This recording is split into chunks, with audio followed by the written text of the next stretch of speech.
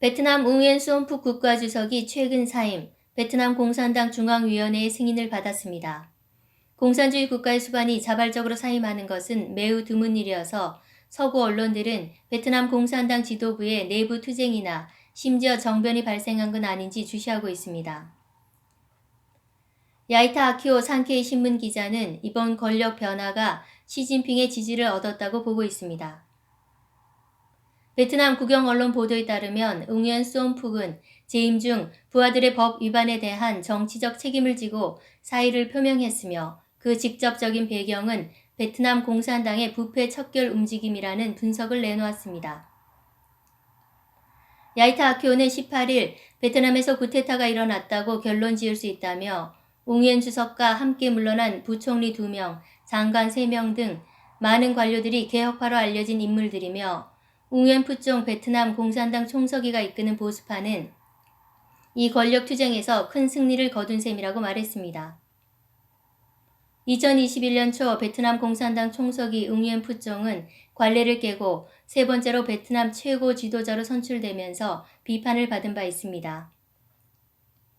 그가 2016년에 시작한 반부패 캠페인은 한편으로는 그의 정치적 적을 제거하는 데 이용됐고 다른 한편으로는 베트남 공산당의 권력을 강화했다고 외부 세계는 보고 있습니다. 중공 제20차 당대회에서 시진핑이 자신에게 충성하는 인물들을 기용한 반면 외부 세계에서 개혁주의자로 여겨졌던 리커창과 왕양이 제외된 것과 마찬가지 사례가 베트남에서도 있었던 겁니다. 야이타 아키오는 이번 쿠데타의 주요 배경은 77세의 웅연 푸총이 몇 년 안에 은퇴하기 때문이라며 현재 당 서열대로라면 68세인 웅연 국가주석이 최고 권력을 승계할 가능성이 가장 높지만 보수파는 개혁파의 최고 권력자 자리를 맡길 생각이 없다고 봅니다. 아키오 기자는 지난해 10월 말 웅연 푸총의 베이징 방문은 중공 20대 이후 첫 외국 지도자의 방중이었다고 언급했습니다. 시 주석과 회담하고 시 주석으로부터 우위 훈장을 받았던 웅연 푸총이 개혁파를 어떻게 상대할지 시 주석과 상의해 지지를 얻은 것으로 보인다고 아키오는 추론했습니다. 그는 2년 전 미얀마 군부가 쿠데타를 일으켜 선출된 민주정부를 전복시킨 당시에도 미얀마군 수뇌부가 중국의 왕이 외교부장과 시진핑을 사전에 연이어 만났다고 밝혔습니다. 최근 몇 년 동안 아프가니스탄, 미얀마, 베트남 등 중국 주변 국가들 중 정세 변화가 급격한 국가들의 경우 모두 베이징이 수면 아래에서 상당한 역할을 하고 있다고 아키오는 보고 있습니다. 아키오는 미국, 일본, 영국, 프랑스, 독일 등 나토 국가들이 중국에 대한 포위망을 형성하고 있는데 대응해 중국도 물밑에서 파트너를 늘리기 위해 열심히 노력해 이제 제2의 진영이 점차 형성되고 있다고 봅니다.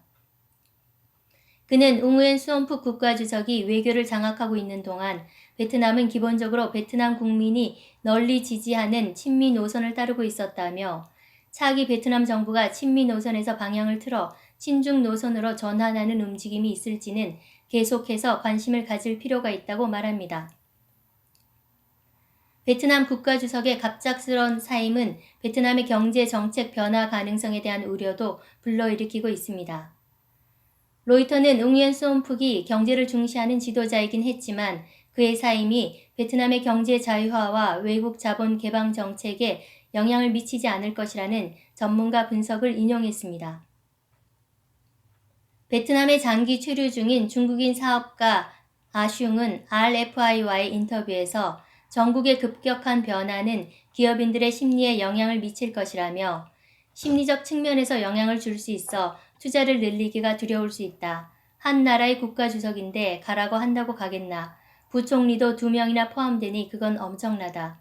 제2의 중국 같은 상황이 오지 않을까 하는 의구심이 드는 것도 사실이라고 말했습니다. 그러나 베트남의 경제 개혁은 이미 궤도에 올랐기 때문에 쉽게 후진할 것 같진 않으며 베트남은 향후 5년에서 10년 동안 고속 성장을 계속할 것으로 내다봤습니다. 다음 뉴스입니다. 전 중공 당교 교수로 현재 미국에 거주하는 차이샤는 트위터 양자천이 계정에서 올린 글을 적극 추천하며 현 시점에 중국에 관한 중요한 포인트를 지적하고 있다고 말합니다. 양자천이는 최근 10여일 동안 전 세계에서 발생한 3가지 사건은 낡은 질서 와해의 핵심 신호라고 주장했습니다. 첫째, 류쿤 중국 재정부 부장이 중앙정부가 지방정부 채무를 상관하지 않는다고 선언한 점을 들었습니다. 양자천이는 이 소식이 천하를 뒤덮을 대병고라며 중공 정권 수립 70년 만에 처음 있는 일이라고 했습니다. 중국 공산당은 줄곧 중앙 집권을 중시했지만 돈지갑 관련 권한이 곧 지방 업무에 대한 권한이 되기 때문에 지금 시 주석이 지방에서 돈은 걷어가면서 빚은 지방에 떠넘기면 지방정부는 지방채 문제 해결을 이유로 중앙정부에 대한 납세를 거부하고 지방정부가 자활의 길을 걷기 시작하게 될 것입니다. 그렇게 되면 중앙의 업무 관련 지시 권한이 무너지고 지방자치의 문이 열린다는 것입니다. 두 번째는 미 하원이 반공을 표방하는 미중 전략 경쟁 특위 구성을 통과시킨 점을 들었습니다. 이 위원회는 중국이 아닌 중국 공산당을 직접 겨냥해 압도적 표차로 통과됐습니다. 양자천이는 이 사건은 2023년이 세계 공공의 적인 중국 공산당이 미국이 이끄는 민주주의 세계에 의해 완전히 포위되고 제압되는 첫 해가 될 것이라는 것을 의미한다며 중국 공산당의 종말이 이제 분명하게 보인다고 말합니다. 마지막은 러시아 인구세티아 공화국의 공식 독립선언입니다. 양자천이는 지리적으로 인구세티아는 러시아와 민족적으로 충돌하는 나라들로 사방이 둘러싸여 있다며 인구세티아 독립은 러시아의 날벼락이라고 말합니다. 그는 리투아니아가 소련으로부터 독립해 발트해 등 다른 나라들의 독립을 촉발했고 1년 9개월 만에 구소련 제국은 멸망했다고 덧붙였습니다. 양자천이는 미국 하원의 반중공위원회 설치, 인구세티아 공화국의 러시아 이탈, 그리고 중국 중앙정부가 재정 파탄으로 지방 채무 방치를 선언한 3가지 사건이 동일한 시간대에서 긴밀하게 맞물리는 핵심 붕괴 조짐이라며 거대한 러시아 제국과 중공이 무너지기 시작했다는 신호라고 보고 있습니다. 마지막 소식입니다. 희망지성의 왕샤오 기자가 들불처럼 번지는 감염병 확산으로 고통을 겪고 있는 현지 중국인들의 목소리를 직접 들어봤습니다. 광둥성에 사는 후난성 출신 류 씨는 19일 동료 몇 사람이나 부모님이 돌아가셨고 우리 학교에 은퇴한 선생님들도 여러 분 돌아가셨다. 우리 고향 후난 현청 쪽은 지금 다 수용할 수 없어 시신을 공원 광장, 다리 옆, 나무 옆에 두고 있고 이 병으로 가는 사람이 여전히 많아서 현도 다 처리할 수 없다고 한다. 베이징 시민 순 여사는 농촌 사람들이 병 치료를 못 받고 목숨을 잃었다고 하는데 도시 사람들도 마찬가지라고 말했습니다.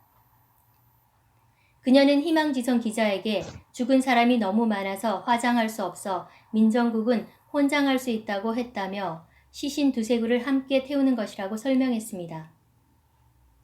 그리 되면 사람들이 가져가는 유골이 자기 가족인지 아닌지 확실하지 않다고 우려했습니다. 83년생인 장수성 우시 네티즌 은광하는 2023년 1월 3일로 할아버지, 할머니, 외할아버지, 외할머니, 아버지, 어머니 등 6명의 가족을 모두 잃었다는 기막힌 소식을 전하기도 했습니다. 14일 인터넷에 떠도는 동영상을 보면 지린성 퉁화 사람들은 임시 천막을 치고 시신을 보관하고 화장하기 위해 줄을 서 있습니다. 인터넷 소식통에 따르면 일부 지역에서는 시신 봉투가 품절되기도 했고 관값도 공급이 수요를 따라가지 못해 단가가 1만에서 2만 위안까지 치솟았습니다. 진실탐사대 신수경입니다.